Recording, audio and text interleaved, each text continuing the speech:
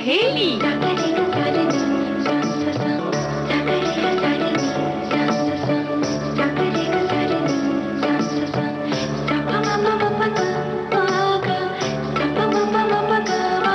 सखी सहेली।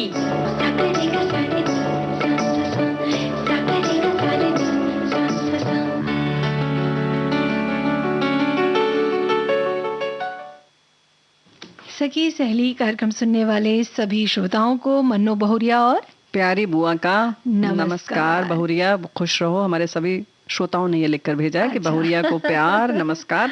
तो भाई हमारी तरफ से भी। हाँ। और हाँ, क्या चेहरा बहुत खिला हुआ, बेसन वैसे लगा कर आई हो क्या? वो हम समझ गए आज सौंदर्य की बात होगी तो इसीलिए आप ये बोल रहे हैं ना। हाँ, तो तुम तैयारी करके आई हो। अच्छा है, जो प्रयोग करना चाहिए वही बताना चाहिए भाई। हम तो यही करते हैं कि जिस चीज की जानकारी होती है वही बताते हैं। अच्छा। और ये बात बहुत बड़े लोगों ने भी कही है। हाँ। जैसे महात्मा गांधी जी की हम बात करें तो आज उनका शहीद दिवस है। आज के दिन शहीद हुए तो आज शहीदी दिवस भी है। तो शहीद दिवस के लिए हम सभी उनको नमन करते हैं, याद करते हैं जी। और बुआ जी जैसे कि आज हम सखी विशेष लेकर आए हैं तो हम आप आज जो है बात करेंगे साहित्यकार परामिता सतपथी जी की जी। जिन्होंने साहित्य में काफी अच्छा मुकाम बनाया है और बहुत सी ऐसी रचनाएं हैं उनकी जो बहुत प्रेरणादायक हैं। बहुत सी कविताएं, कहानियों का संग्रह है उन्होंने जो लिखा है। मतलब काफी कुछ उन्होंने लिखा है।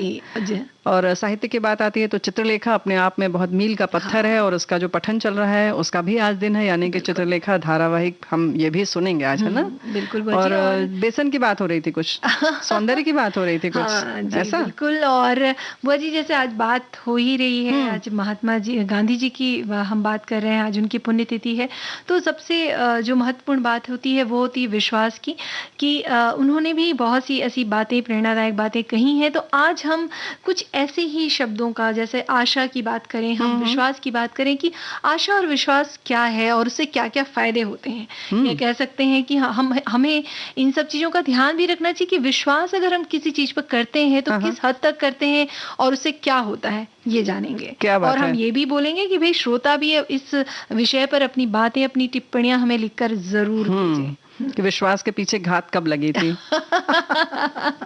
नहीं, विश्वास होता है ऐसा भी जी। होता है, लेकिन ये कह सकते हैं कि विश्वास करना भी जरूरी है, क्योंकि अगर आप विश्वास नहीं करेंगे, किसी कार्य को लेकर विश्वास नहीं करेंगे तो आप उसमें सफलता नहीं पा सकते।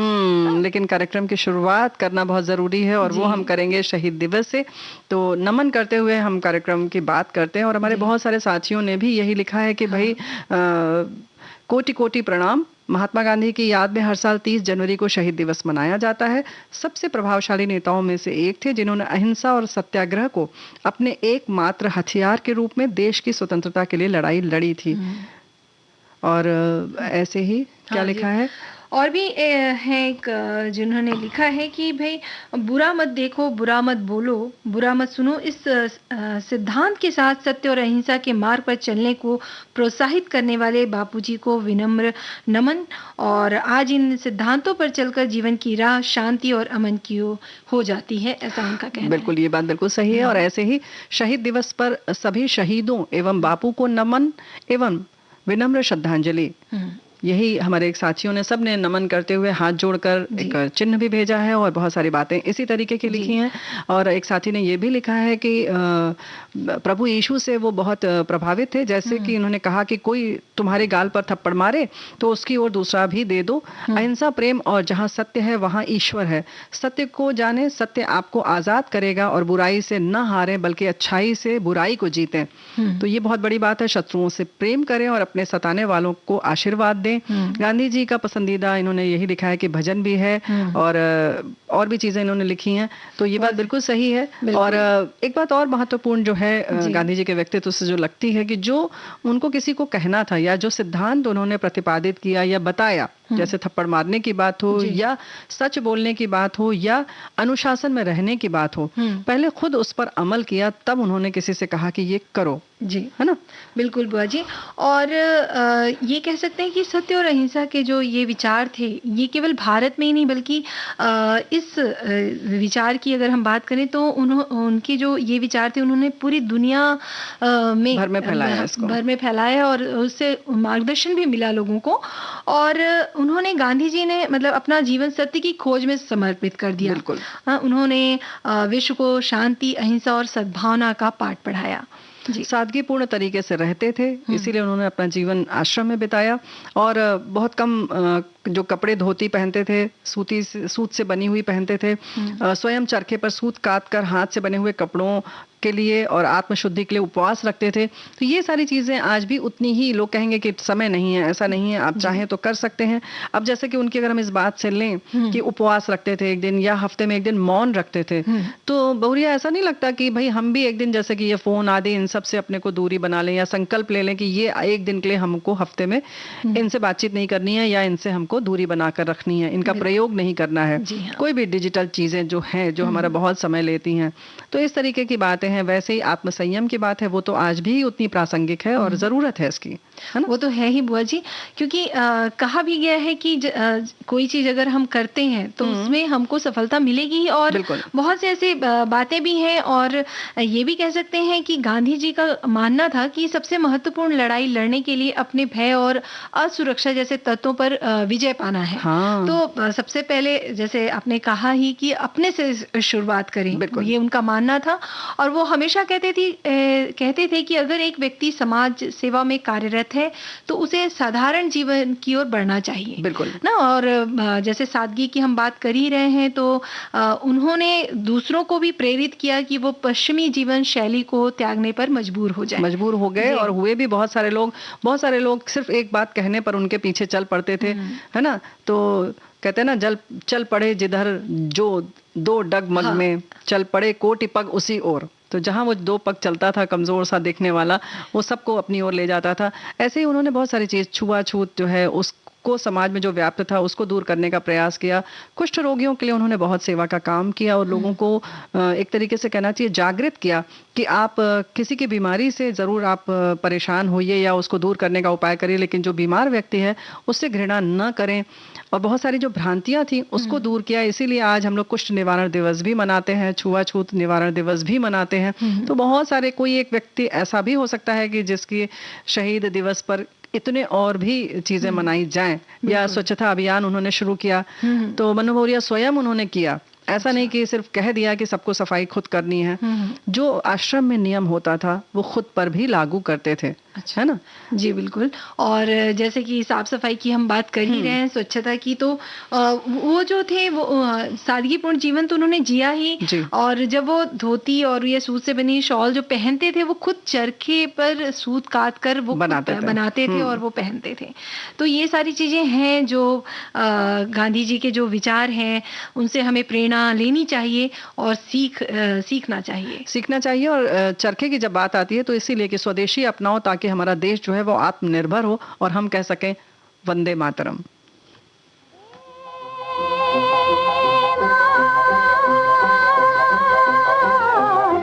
वंदे मातरम, वंदे मातरम, वंदे मातरम, वंदे मातरम, वंदे मातरम, वंदे मातरम, वंदे मातरम, वंदे मातरम, वंदे मातरम, वंदे मातरम, वंदे मातरम, वंदे मातरम, वंदे मातरम, वंदे मातरम,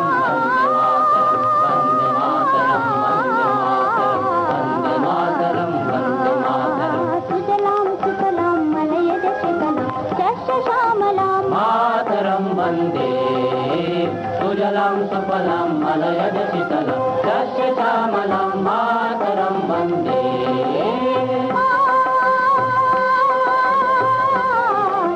वंदे मातरम,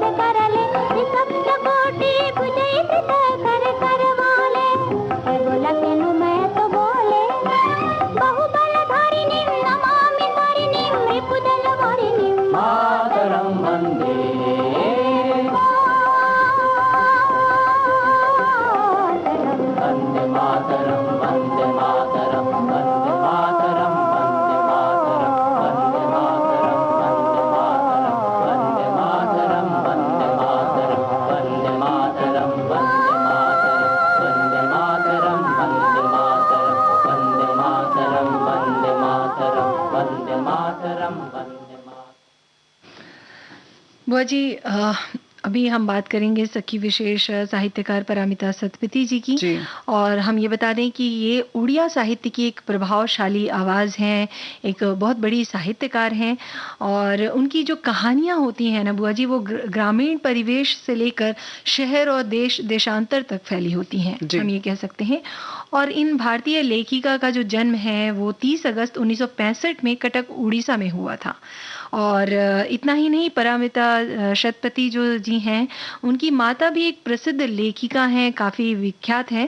और उनकी जो माता जी हैं वो देश के प्रमुख कवित्रियों में से एक हैं। शायद यही कारण है ना कि लेखिका परामिता को बचपन से ही रचनात्मक कार्यों में रुचि रही।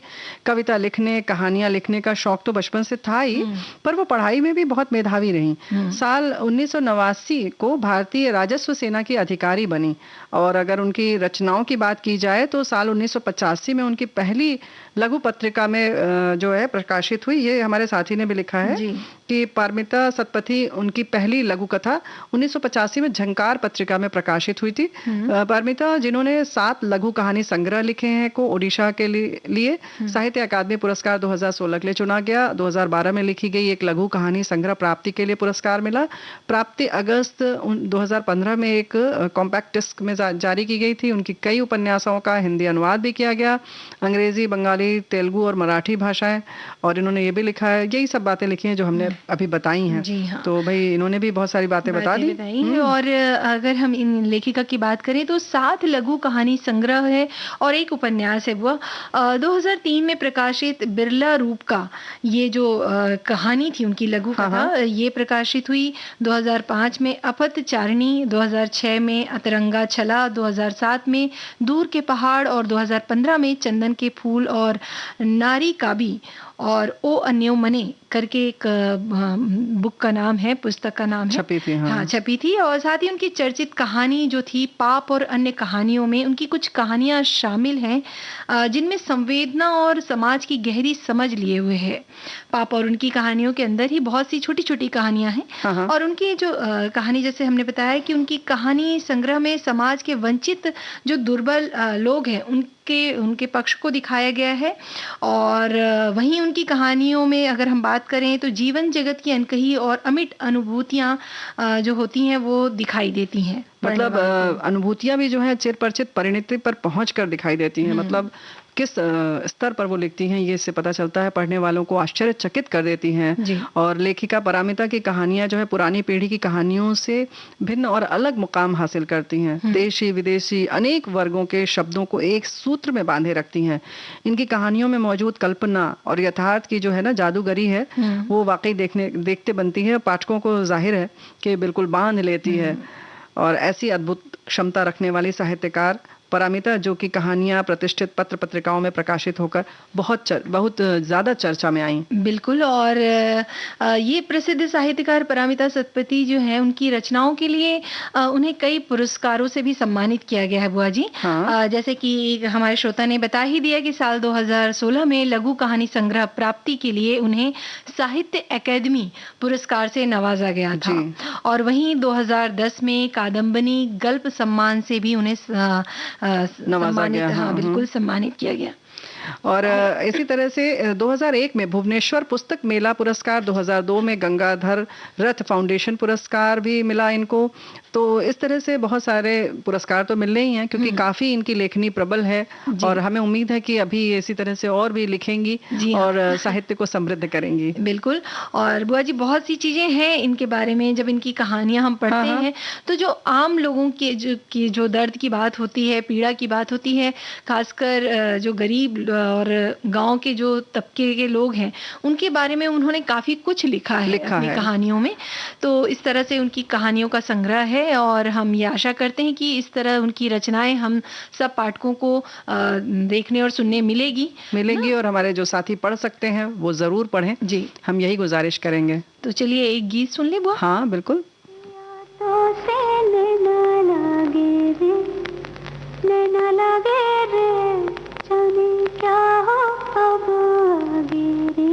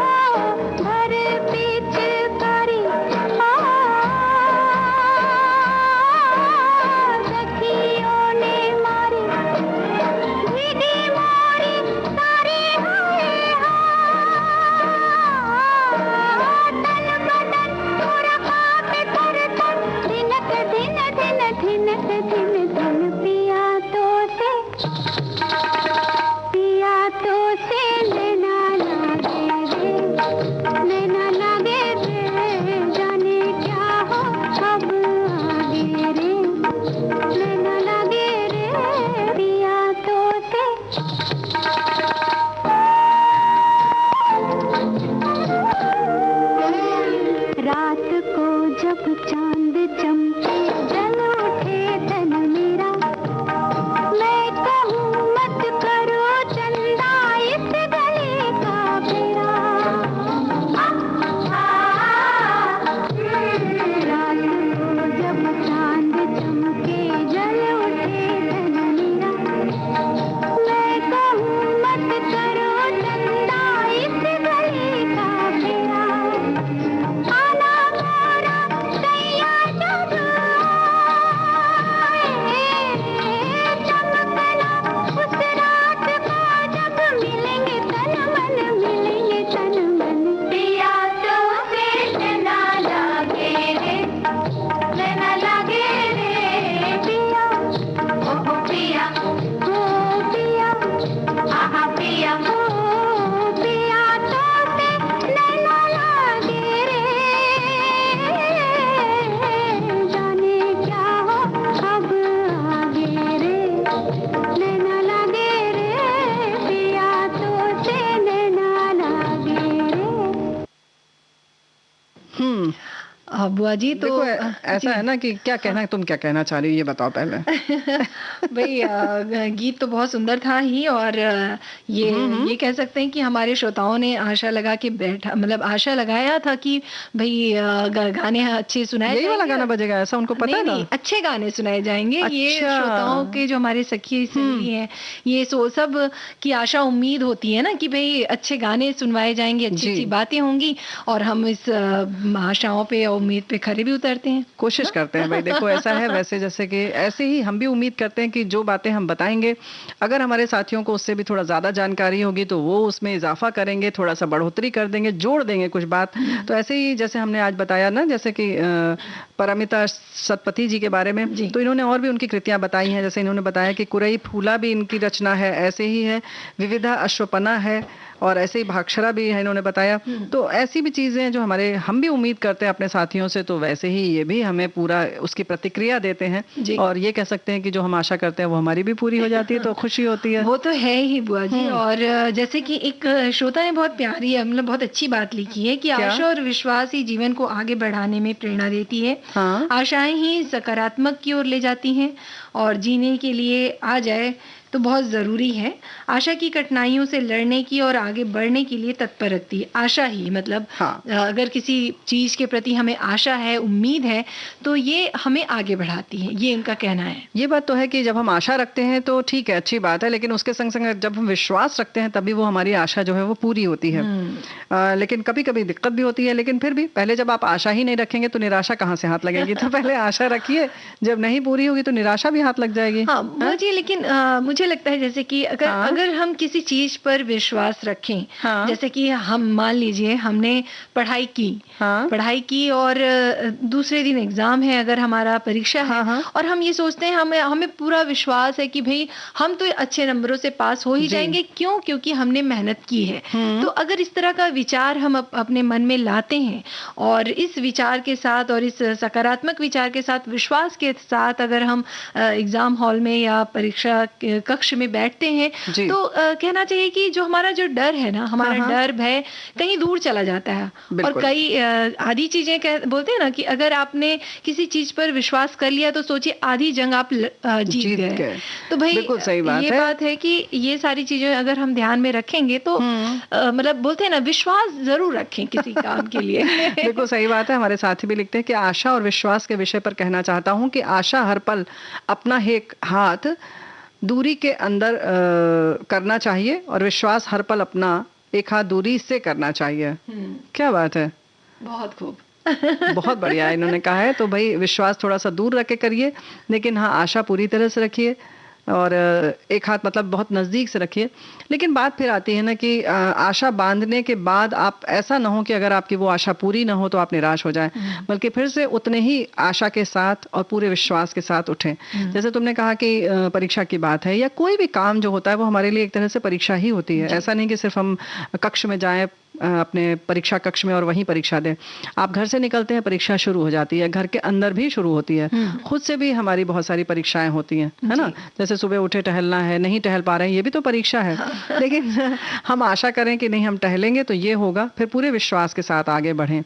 तो परीक्षा की जो बात होती है उसमें अगर कहीं आप इंटरव्यू देने जा रहे हैं या कोई और परीक्षा है पढ़ाई वाली, तो जो आपने याद किया है, अगर आपका पूरा विश्वास है तो जाहिर है कि वो आपको पूरी तरह से याद रहेगा। जब आप विश्वास करेंगे तो वो जो चीज़ है, जो भी पढ़ाई है या जो भी काम है, वो भी उतनी ही मजबूती से आपका दामन बांध के रहेगा, वो आपके साथ रहेगा। तो जाहिर है कि परिणाम अच्छा होगा। तो बेहतर है कि आप इसी तरह से आशा रखें, लेकिन पूरे विश्वास के साथ आगे बढ़ें, है ना। बिल्कुल। और बुआ जी, एक श्रोता है, उन्होंने लिखा है कि जहां आशा की किरण दिखाई दे रही हो, अगर कड़ी धूप भी पड़ रही हो, तो वहां विश्वास रूपी पेड़ के नीचे आस्था की छांव जरूर मिलेगी। बस जरूर है विश्वास, आस्था के प्रति समर्पण की। क्या बात है जी। तो समर्पण भी जरूरी है। आशा एक सकारात्मक सोच है, जबकि विश्वास में आस्था, समर्पण और संतोष की भावना होता है। आशा में कभी कभी अपेक्षा भी होती है, परंतु विश्वास करने वाला सामान्यतः कुछ पाने की आशा नहीं रखता। ये भी हमारे साथी ने लिखकर भेजा है। खूब बात कही है ना कि भाई सही बात है। आपने किसी चीज पर अगर विश्वास किया है या किसी पर आपने विश्वास किया है, तो फिर आप आंख बंद करके उस पर मतलब विश्वास कर देते हैं और आप उन चीजों को भूल जाते हैं कि भाई अब मुझे इससे ये उम्मीद है। अगर आप सोचते नहीं रहते, आपको लगता है कि नहीं, ये काम होगा ही होगा, या वो व्यक्ति हमारे साथ है तो हमारे साथ ही रहेगा, तो ये विश्वास की बात होती है। बिल्कुल। ऐसे ही हमारे साथी लिखते हैं कि आशा और विश्वास पर ही पूरी दुनिया कायम है। आशा उम्मीद है तो विश्वास भरोसा है। आशा और विश्वास कभी गलत नहीं होते, बस ये हम पर निर्भर करता है कि हमने आशा किससे की और विश्वास किस पर किया। बहुत खूब। और बुआ जी, बिल्कुल सही बात लिखी है इन्होंने। आशा और विश्वास की बात हो ही रही, तो हमारे जो श्रोता हैं ये आशा लगा के बैठे होंगे कि हम एक गीत सुना दें उनको। हाँ बिल्कुल।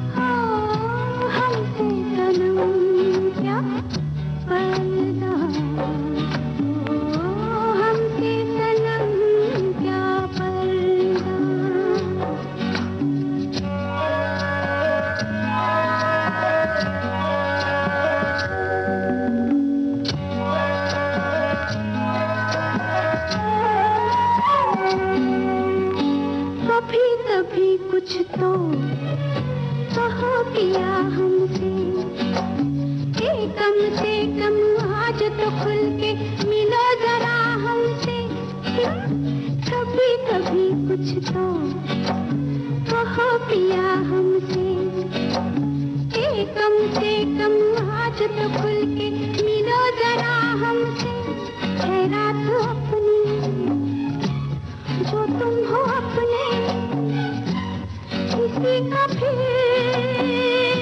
हमें डर क्या, बाहों में चले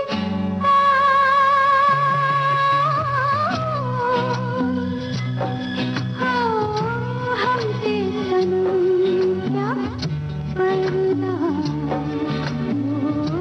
हमसे सनम क्या पर्दा, ये आज था नहीं मिलन, ये संग है उम्र भर का, बाहों में चले ब्रेक का समय हो गया। बिल्कुल।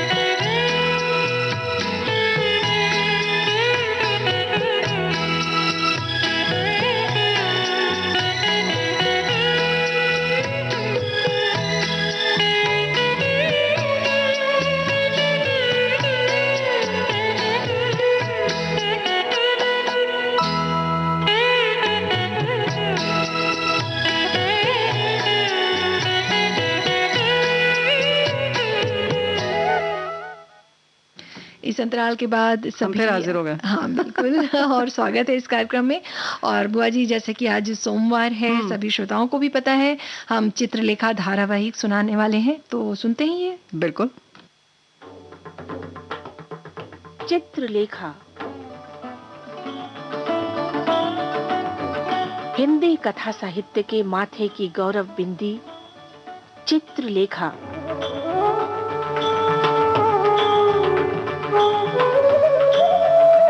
कथाकार भगवती चरण वर्मा के कलम की गरिमा चित्रलेखा।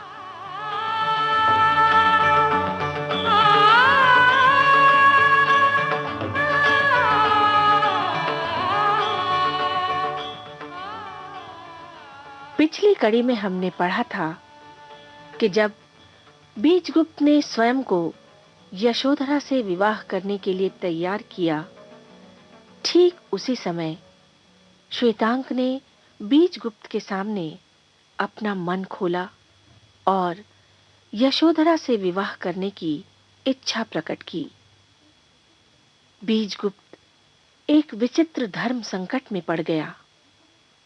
उसके भीतर विचार मंथन आरंभ हुआ।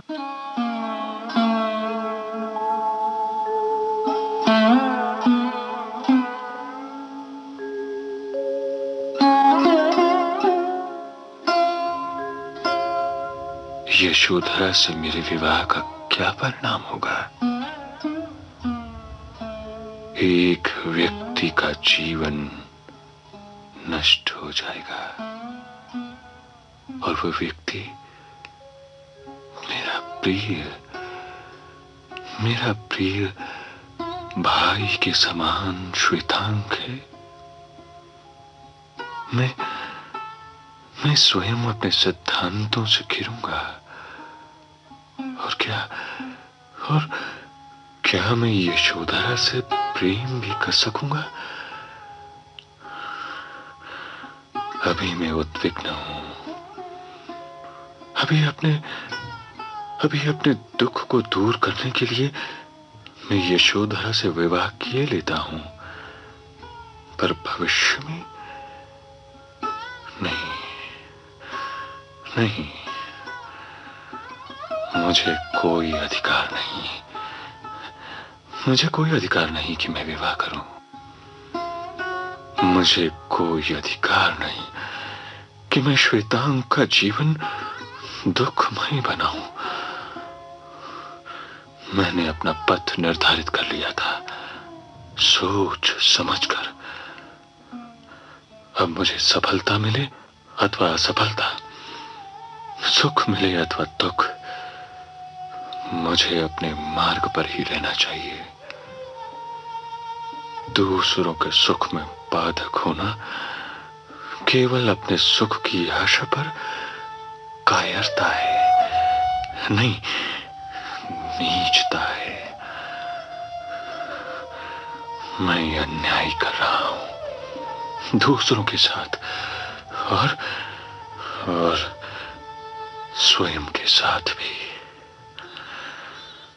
हमारे हिस्से में सुख और दुख दोनों ही पड़े हैं। हमारा कर्तव्य है कि हम दोनों को ही साहस पूर्वक भोगें।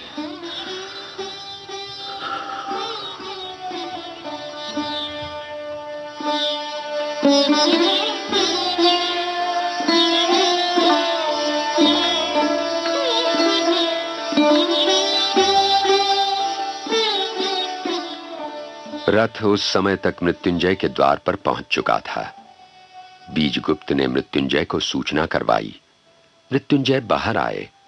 कुशल क्षेम के बाद मृत्युंजय ने पूछा, आर्य बीजगुप्त ने किस कारण से मेरे घर को पवित्र करने का कष्ट उठाया? आर्य मृत्युंजय, मैं आपके सामने आपकी कन्या के विवाह का प्रस्ताव लेकर उपस्थित हुआ हूं। आर्य बीजगुप्त? हाँ, कहीं। मैं ये प्रस्ताव लेकर उपस्थित हुआ हूं कि आप अपनी कन्या का विवाह श्वेतांग से कर दें।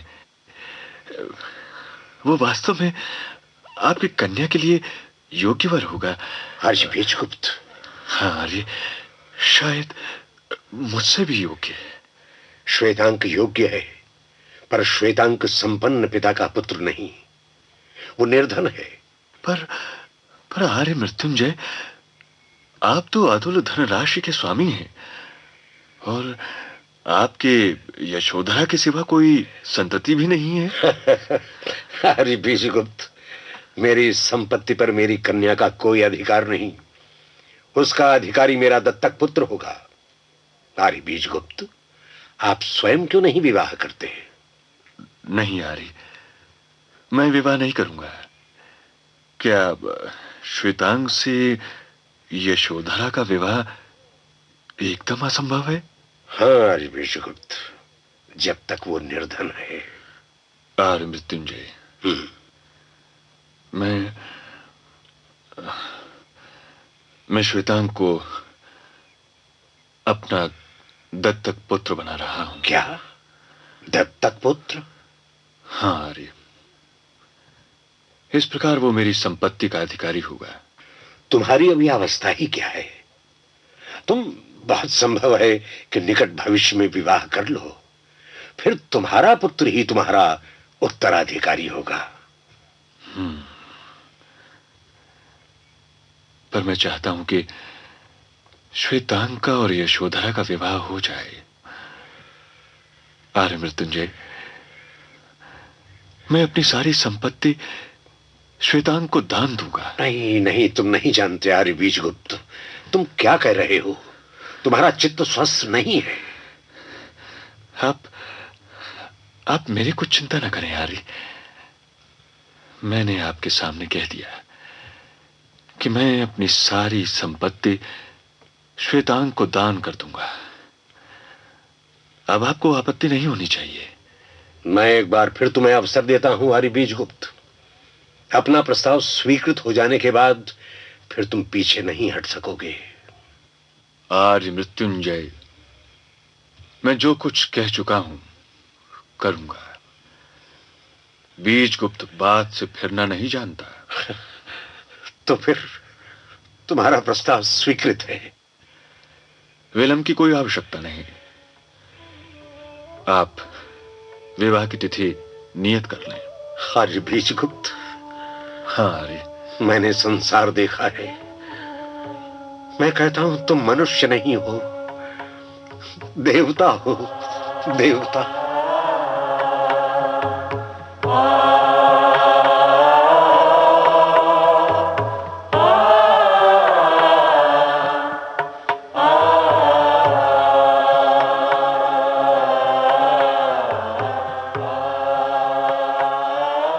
बीजगुप्त अपने भवन पहुंचा। वो श्वेतांग के भवन में पहुंचा। श्वेतांग सो रहा था। उसकी चादर भीगी हुई थी। उसके नेत्रों से अश्रु अभी सूखे न थे। बीजगुप्त ने श्वेतांग को उठाया। श्वेतांग उठ पड़ा। स्वामी, क्या क्या है? तुम मुझे अब स्वामी नहीं कहना, सामंत श्वेतांग। ये आप क्या कह रहे हैं? मैं जो कुछ कह रहा हूं वो ठीक है। सुनो, मैंने तुम्हारे विवाह का प्रस्ताव आर्य मृत्युंजय से किया था। उन्होंने कुछ आपत्ति की। उस आपत्ति को दूर करने के लिए मैंने अपनी संपत्ति और पदवी का दान उनके सामने तुम्हें कर दिया। अब उनको यशोधरा का तुम्हारे साथ विवाह करने में कोई आपत्ति नहीं है। नहीं नहीं स्वामी, मुझे ये स्वीकार नहीं। मैं कितना पापी हूं स्वामी, मुझे क्षमा करो। मैं चाहता हूं, मुझे क्षमा करो। मैंने आपके जीवन को नष्ट किया है। आप मुझ नराधम पर ये दया क्यों कर रहे हैं? मुझे स्वीकार नहीं स्वामी, मुझे स्वीकार नहीं।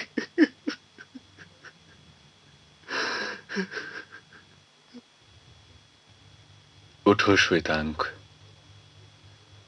जो कुछ होना था वो हो चुका। अब यदि तुम्हारे हृदय में मेरे प्रति कुछ भी स्नेह है तो जो कुछ मैं कह रहा हूं स्वीकार करो। संसार के सामने मुझे झूठा न बनने दो। मैंने इस वैभव को काफी भोगा है। अब चित्त भर गया है। इस वैभव को तुम भोगो। हां, मैं तुमसे प्रार्थना करता हूं, तुम अस्वीकार न करो। चलो, दानपत्र और पदवी के लिए राजाज्ञा का प्रबंध करना है।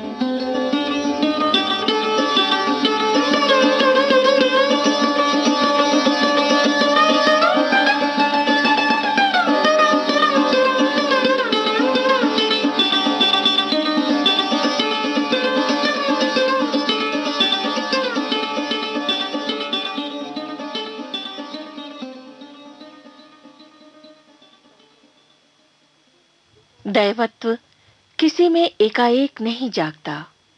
वो उसके संस्कारों में होता है, भले ही दिखाई न दे।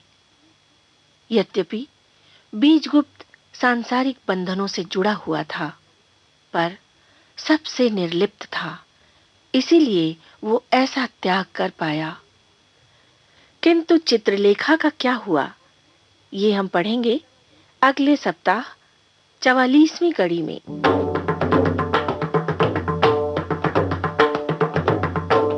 आज दानवीर बीजगुप्त का चरित्र निभाया कमल शर्मा ने। मृत्युंजय थे विनोद शर्मा और श्वेतांग बने अमरकांत। सूत्रधार हरीश भीमाणी।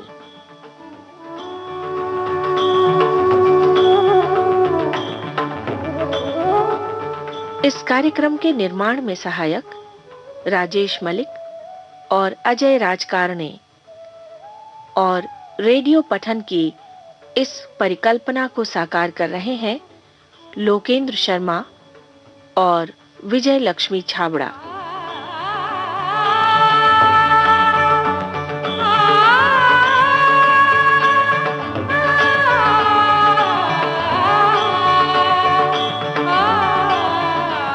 अब शीला शुक्ल की आपसे भेंट अगले सप्ताह होगी। तब तक नमस्कार।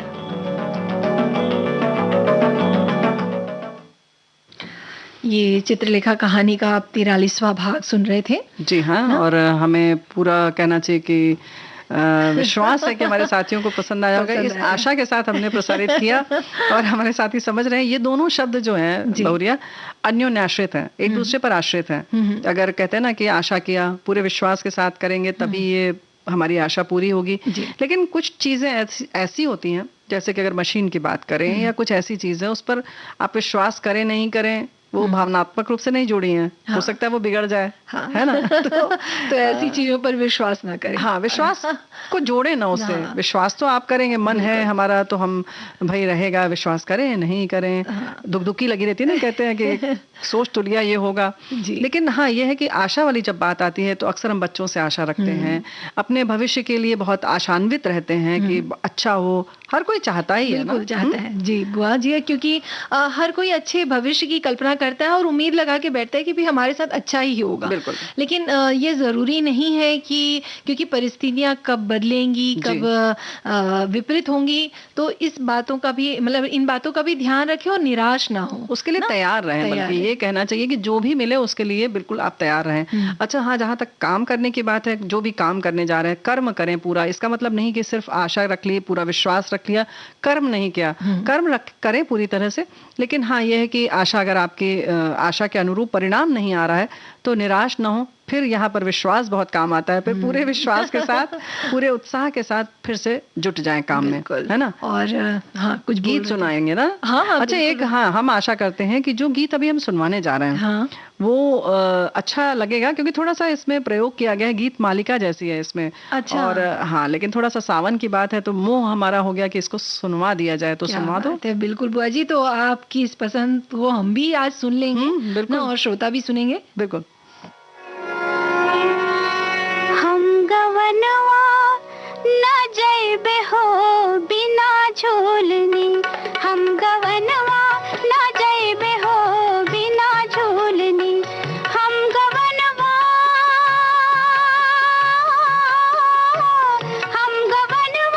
न जैबे हो बिना झूलनी, बिना झूलनी, हम गवनवा होए, हम गवनवा न जैबे हो बिना झूलनी।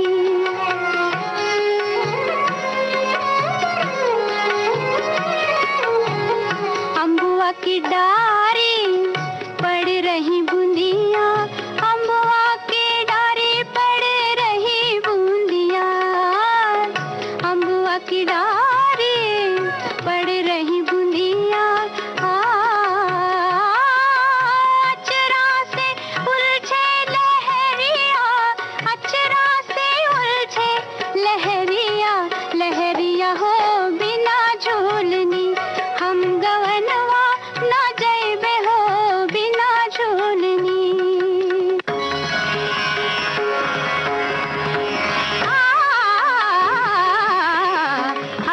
सकल बन गगन पवन चलत पुरवाई रे माई, सकल बन गगन पवन चलत पुरवाई रे माई, रुत बसंत आई फूलन छाई बेलरिया, डार डार अम्बुवन की कोहरिया, रही पुकार और मेघवा बूंदन झरनाई, सकल बन गगन पवन चलत पुरवाई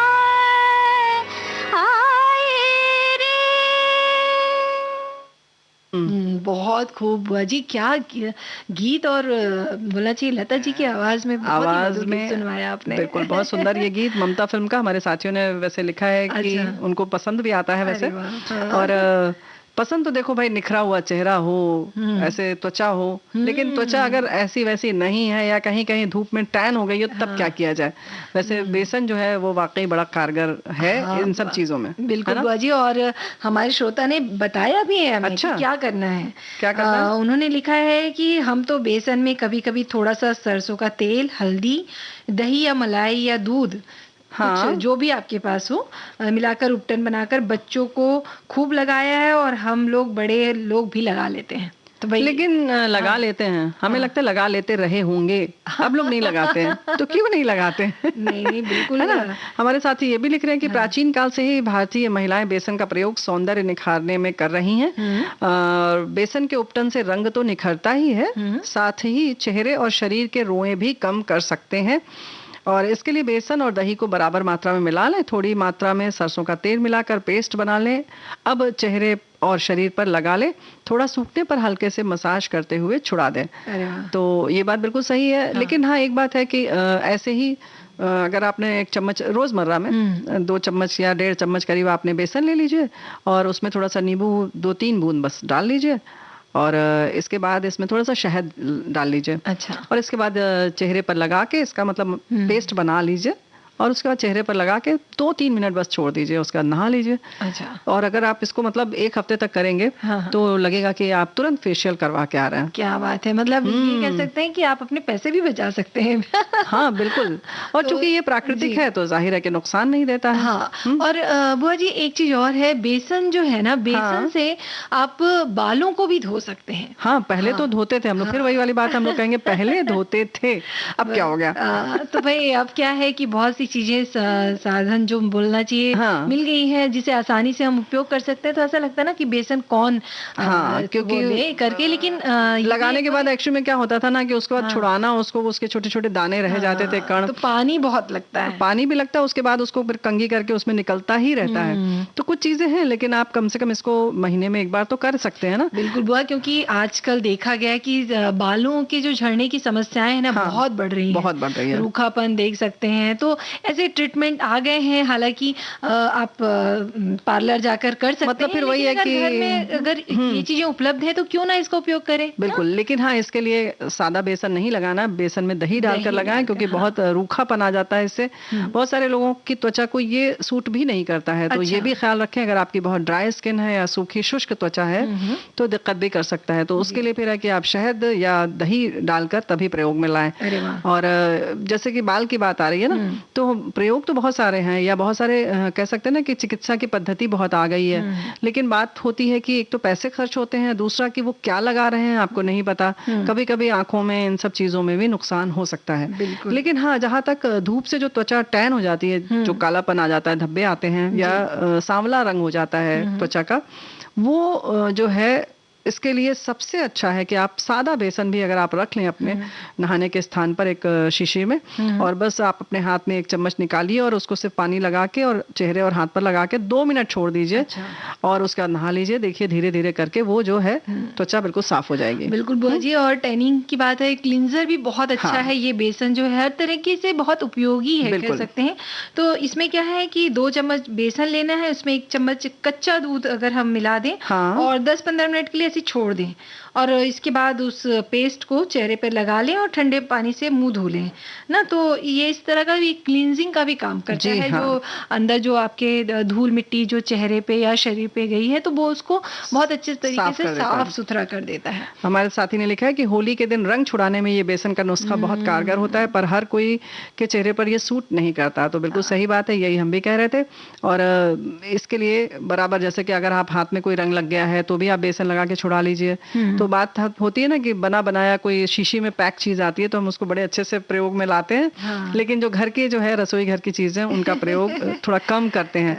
तो उन सब आलस्य को छोड़ दीजिए, फिर से पुराने पैटर्न पर चले आइए। तब तक हम गीत सुनवाते हैं, है ना। ओके बा।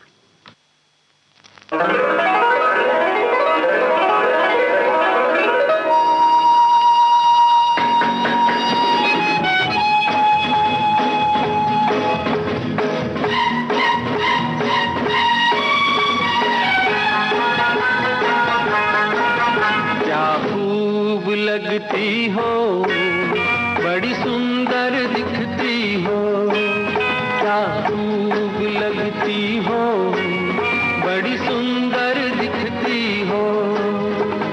फिर से कहो, कहते रहो, अच्छा लगता है, जीवन का हर सपना अब सच्चा लगता है। क्या खूब लगती हो, बड़ी सुंदर दिखती हो, क्या खूब लगती हो,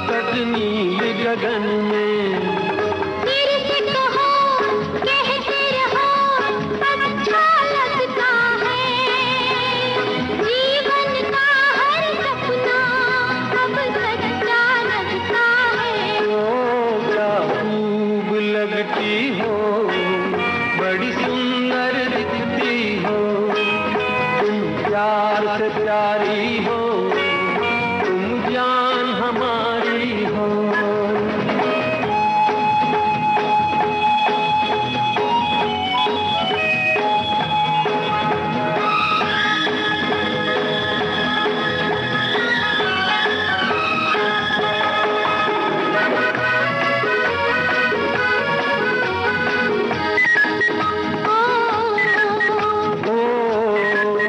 खुश हो न मुझे तुम पाकर, मुझे पाकर। प्यासे दिल को आज मिला है सागर।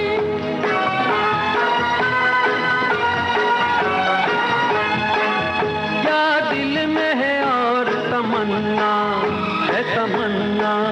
हर जीवन में तुम मेरे दीवाना। फिर से कहो, कहती रहो, अच्छा लगता है।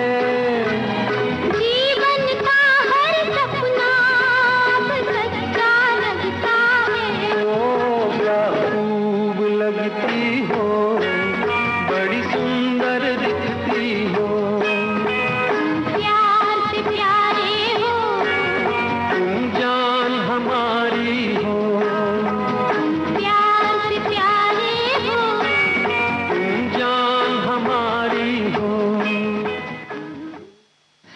बहुत सुंदर गीत। बिल्कुल बुआ जी, तो हम तो यही कह रहे हैं कि भाई बेसन का उपयोग करेंगे तो लोग इसी तरह तारीफ करेंगे। हाँ, क्या बात है, वाह वाह वाह। तो भाई ये तो पूरे कहना चाहिए ना, पूरे मोहल्ले में वर्ड फेमस है कि हमारे देश की जो चीजें हैं वो ऐसी ही हैं कि आप करेंगे तो बस तारीफ करेंगे। और ऐसे ही आज जिनकी हम बात कर रहे हैं, राष्ट्रपिता महात्मा गांधी के, हमारे साथी लिख रहे हैं, भारत माँ के लाल तूने फर्ज अपना अदा किया, जान हथेली पर लेकर दुश्मन का वीर चीर सीना दिया। जान हथेली पर लेकर दुश्मन का चीर सीना दिया, देश को ये कर्ज देकर गहरी नींद सो गए, फिर से वीर भारत माँ के शहीद हो गए। बलिदान तुम्हारा ये देश कभी न भूल पाएगा, याद करेगा तुमको और वंदे मातरम गाएगा। देश में तुम एक नई ऊर्जा का बीज बो गए, फिर से वीर भारत माँ के शहीद हो गए। आंखें कभी भी दरवाजे पर राहत तक रही होंगी, वो माँ बेटे की प्रतीक्षा में रातें जग रही होंगी। उस माँ को अब ये कौन जाकर समझाएगा, तू सो जा माँ, तेरा लाल लौट कर नहीं आएगा। एक नया इतिहास लेकर सन्नाटे में खो गए, फिर से वीर भारत माँ के शहीद हो गए। तो शहीदों को हम एक बार फिर से नमन करते हैं, नमन करते हैं, श्रद्धांजलि देते हैं। और बुआ, अब जो सखी सहेली कार्यक्रम का वक्त समाप्त हो चला है, तो सभी श्रोताओं को भी हम उनसे विदा लेते हैं। तो मन्नू बहुरिया और प्यारी बुआ का नमस्कार।